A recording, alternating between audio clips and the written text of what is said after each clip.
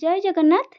ପିଲାମାନେ, ଆଜି ଆମେ ତୁମ ପଞ୍ଚମ ଶ୍ରେଣୀ ସାହିତ୍ୟ ବହିର ପଞ୍ଚମ ପାଠ ପଢ଼ିବା, ଯାହାକି ଏକ ସୁନ୍ଦର କବିତା। ତ ଚାଲ ପଞ୍ଚମ ପାଠଟି ଦେଖିବା। ତା ପୂର୍ବରୁ ଆମେ ଦେଖିବା ତାହାର କବି ହେଉଛନ୍ତି ଡକ୍ଟର ନଟବର ସାହୁ। ତ ଆସ ପିଲାମାନେ, ପ୍ରଥମେ କବିତାଟିକୁ ଆବୃତ୍ତି କରିବା ଆଉ ତାପରେ ଆମେ ଆଲୋଚନା କରିବା ବା ତା ଅର୍ଥ ଆମେ ବୁଝିବା।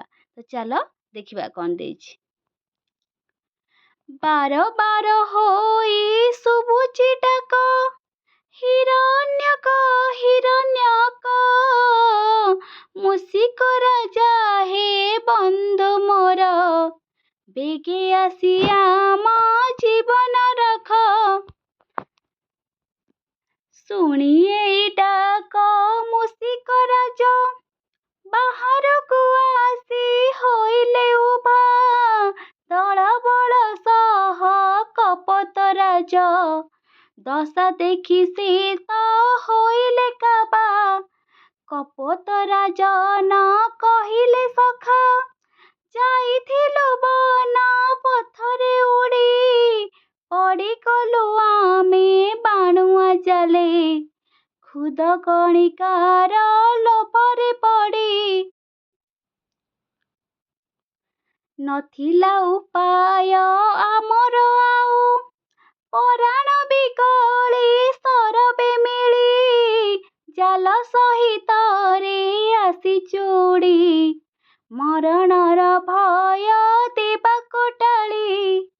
ମୋର ଅନୁଗତ କପୋତ ଦଳେ, ତୁମେ ପାରିବ ମୁକ୍ତ କରି, ମୂଷିକ ରାଜ ମୋ ବାଲ୍ୟ ସଖା, ଆମଠି କରୁଣା ବର୍ଷା କରି।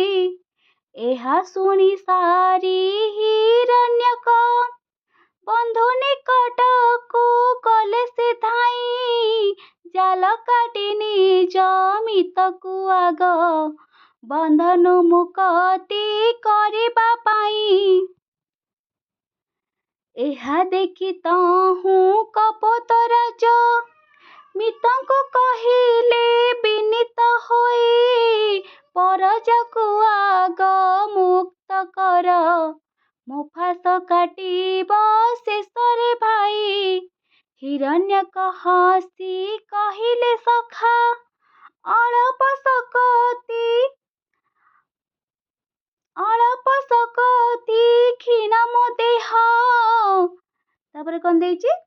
ସବୁ କପୋତର କାଟିବି ଫାସ, କିପରି ପାରିବି ତୁମେ ଯେ କୁହ, ତୁମେ ଦଳପତି ବନ୍ଧୁ ମୋର, ପହିଲେ ତୁମକୁ ଦେବି ମୁକ୍ତି, ତାପରେ କାଟିବି ପାରିବି ଯେତେ, ଦେହେ ଥିବା ଯାଏ ମୋର ଶକତି। ଆଶ୍ରିତ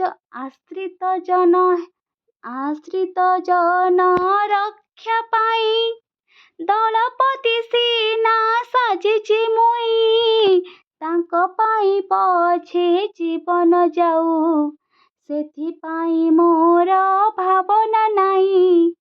କପୋତରାଜନ ବଚନ ଶୁଣି, ହିରଣ୍ୟକ ହସି କହିଲେ ତେଜେ, ଆଦରସ ତୁମ ଧନ୍ୟ ସଖା, ଦଳପତି ପଦ ତୁମକୁ ସାଜେ, ଆଦରସ ତୁମ ଧନ୍ୟ ସଖା, ଦଳପତି ପଦ ତୁମକୁ ସାଜେ।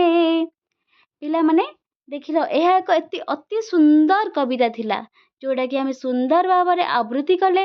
ପିଲାମାନେ ମୋ ସହିତ ତୁମେମାନେ ବି ଆବୃତ୍ତି କରିଥିବ ମୁଁ ଭାବୁଛି। ଯଦି ନ କରିଥିବ, ପରେ ଏଇ ସ୍ୱରରେ ଭଲ ଭାବରେ ଆବୃତ୍ତି କରିନେବ। ତ ଚାଲ ଆମେ ଏଇ କବିତାର ଅର୍ଥକୁ ବୁଝିବା। ତ ଦେଖ ପିଲାମାନେ, ଯେଉଁ କପୋତରାଜ କିଏ? କପୋତରାଜ ଆଉ ମୂଷିକ ରାଜ ଦୁହେଁ ବାଲ୍ୟ ବନ୍ଧୁ ଥିଲେ, ବାଲ୍ୟ ସଖା ଥିଲେ।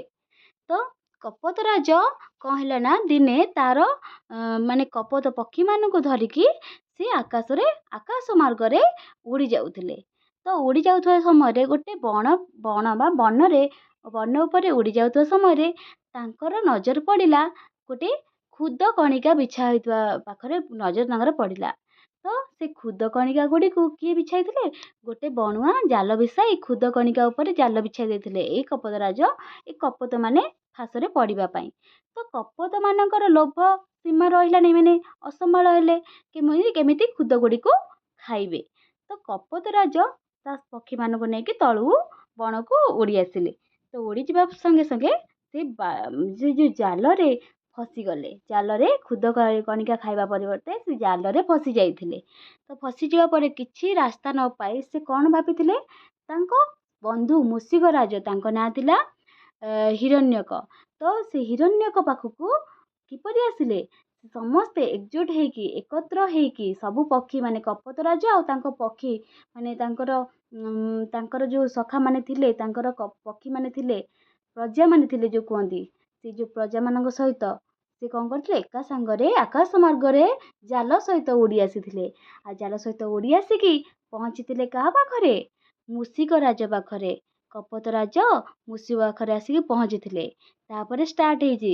କ'ଣ କହିଛନ୍ତି? ବାର ବାର ହୋଇ ଶୁଭୁଛି ଡାକ, ହିରଣ୍ୟକ ହିରଣ୍ୟକ, ମୂଷିକ ରାଜା ହେ ବନ୍ଧୁ ମୋର, ବେଗେ ଆସି ଆମ ଜୀବନ ରଖ।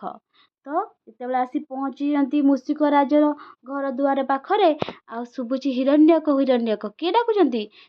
କପୋତରାଜ ଡାକୁଛନ୍ତି। ତ ହିରଣ୍ୟକ, ବେଗେ ଆସ, ମୋର ଏଇ ପ୍ରଜାମାନଙ୍କୁ ରକ୍ଷା କର, ବେଗେ ଆସି ଆମମାନଙ୍କର ଜୀବନ ରକ୍ଷା କର। ଆମେ ଏଇ ଫାଶରେ ଏଇ ଜାଲରେ ପଡ଼ିଯାଇଛୁ, ଆମ ଜୀବନ ରକ୍ଷା କର। ବୁଝିହେଲା ପିଲାମାନେ? ତାପରେ ଦେଖିବା, ଦେଖ କ'ଣ ଦେଇଛି।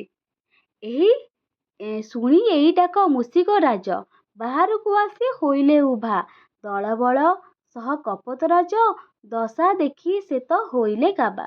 ତ ଯେତେବେଳେ ସେ ଏଇ ଡାକ ଶୁଣିଛନ୍ତି, ମୂଷିକ ରାଜ ଶୁଣିଛନ୍ତି, ଯେତେବେଳେ ବାହାରକୁ ଆସିକି ଦେଖିଲେ ତ ଦଳବଳ ହୋଇକି କ'ଣ କପୋତରାଜ ସହିତ ଦଳବଳ ପକ୍ଷୀମାନେ ଜାଲରେ ଫସି ଯାଇଛନ୍ତି। ତ ଏଇ ଦଶା ଦେଖିକି ମୂଷିକ ରାଜ ଆଶ୍ଚର୍ଯ୍ୟ ହେଇଗଲେ, କାବା ମାନେ ଆଶ୍ଚର୍ଯ୍ୟ ହେଇଗଲେ। ତ ତାପରେ ଦେଇଛି, କପୋତରାଜନ କହିଲେ ସଖା, ଯାଇଥିଲୁ ବନ ପଥରେ ଉଡ଼ି, ପଡ଼ିଗଲୁ ଆମେ ବାଣୁଆ ଜାଲେ ଖୁଦ କଣିକାର ଲୋଭରେ ପଡ଼ି। ମୁଁ କହିଲି ଯେପରିକି ସେମାନେ ଆକାଶ ମାର୍ଗରେ ଯାଉଥିଲେ, ଆଉ ଯେଉଁ ଖୁଦ କଣିକା ଲୋଭରେ ତଳକୁ ଉଡ଼ି ଆସି ଫାଶ ବିଛାଇଥିଲା, ଖୁଦ କଣିକା ଉପରେ ଫାଶ ବିଛାଇଥିଲା, ସେ ଫାଶରେ ଫସି ଯାଇଥିଲେ। ସେଇ କଥା କିଏ ମୂଷିକ ରାଜକୁ କହୁଛନ୍ତି କପୋତରାଜ, ହେ ସଖା, ଆମେ ମାନେ ଯେତେବେଳେ ଜାଲ ବଣରେ ଉଡ଼ି ଯାଉଥିଲୁ, ଦେଖିଲୁ ଖୁଦ କଣିକା, ଆମେ ଖୁଦ କଣିକା ଲୋଭରେ ତଳକୁ ଆସିକି ଫାଶରେ ପଡ଼ିଗଲୁ। କାହା ଫାଶରେ? ଏଇ ଯେଉଁ ବାଣୁଆ ବିଛାଇଥିବା ଜାଲରେ ଫସିଗଲୁ। ବୁଝିହେଲା? ତାପରେ କୁହାଯାଇଛି, ତାପରେ କହିଛନ୍ତି, ନଥିଲା ଉପାୟ ଆମର ଆଉ, ପରାଣ ବିକଳ ସରବେ ମିଳି, ଜାଲ ସହିତରେ ଆସିଛୁ ଉଡ଼ି, ମରଣର ଭୟ ଦେବାକୁ ଟାଳି। ତାହେଲେ ଆମର ସେତେବେଳେ ଆଉ କିଛି ଉପାୟ ପାଇଲୁ ନାହିଁ।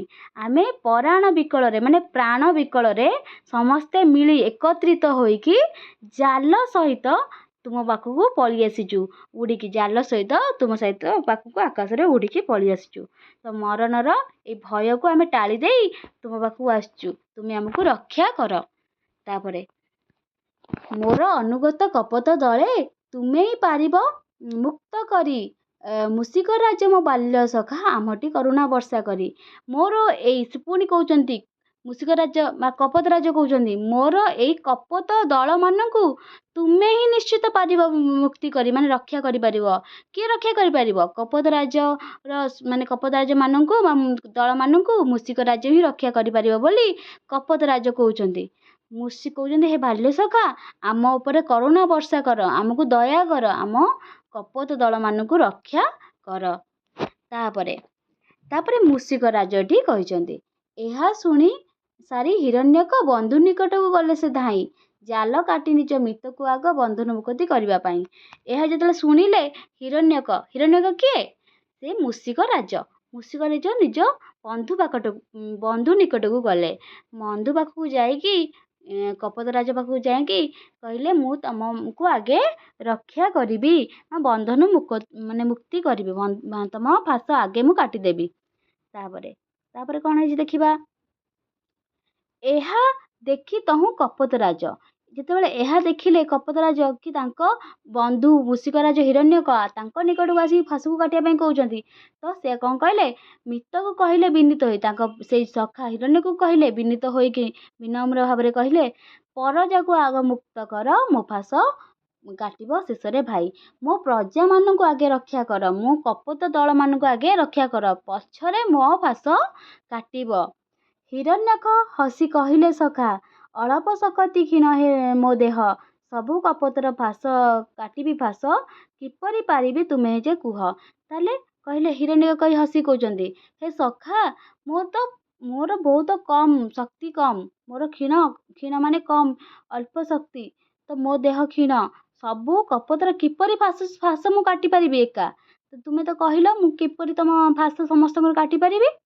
ତାପରେ ତୁମେ ଦଳପତି ବନ୍ଧୁ ମୋର, ପହିଲେ ତୁମକୁ ଦେବି ମୁକତି, ତାପରେ କାଟିବି ପାରିବି ଯେତେ, ଦେହେ ଥିବା ଯାଏ ମୋର ଶକତି। ତାପରେ ତୁ କହୁଛନ୍ତି କି ତୁମେ ହେଉଛନ୍ତି ମୋର ଦଳପତି, ମାନେ ତୁମେ ମୋର ସଖା, ମୁଁ ତେଣୁ ତମକୁ ଫାଷ୍ଟ ଆଗେ କାଟିଦିଏ, ତୁମକୁ ରକ୍ଷା କରିକି ଦିଏ, ବନ୍ଧନ ମୁକ୍ତ କରିସାରିଲା ପରେ ତାପରେ ଯେତିକି ମୋର ଶକ୍ତି ଥିବ, ମୋର ବଳ ଥିବା ଯାଏ ଅନ୍ୟ କପୋତମାନଙ୍କୁ ରକ୍ଷା କରିବି, ମାନେ ଫାସ କାଟିଦେବି। କିଏ କହୁଛି? ହିରଣ୍ୟକ ମୂଷିକରାଜ ହିରଣ୍ୟକ କହୁଛନ୍ତି। ତାପରେ ଦେଖିବା, ତାପରେ କହୁଛନ୍ତି କପୋତରାଜ, ଆଶ୍ରିତ ଜନ ରକ୍ଷା ପାଇଁ ଦଳପତି ସିନା ସାଜିଛି ମୁହିଁ, ତାଙ୍କ ପାଇଁ ପଛେ ଜୀବନ ଯାଉ, ସେଥିପାଇଁ ମୋର ଭାବନା ନାହିଁ। ତ ମୋର ଆଶ୍ରିତ ଏଇ ଜନମାନଙ୍କର ରକ୍ଷା କରିବା ପାଇଁ ମୁଁ ସିନା ଦଳପତି ସାଜିଛି, ସେଇ ଦଳପତି ଭାବରେ ମୁଁ କହୁଛି, ତାଙ୍କ ପ୍ରତି ମାନେ ତାଙ୍କୁ ଆଗେ ରକ୍ଷା କର, ତାଙ୍କ ପାଇଁ ମୋର ଜୀବନ ପଛେ ପଳଉ, କିନ୍ତୁ ମୋର କିଛି ଭାବନା ନାହିଁ, କିନ୍ତୁ ତାଙ୍କୁ ପ୍ରଥମେ ରକ୍ଷା କରିବା ଉଚିତ।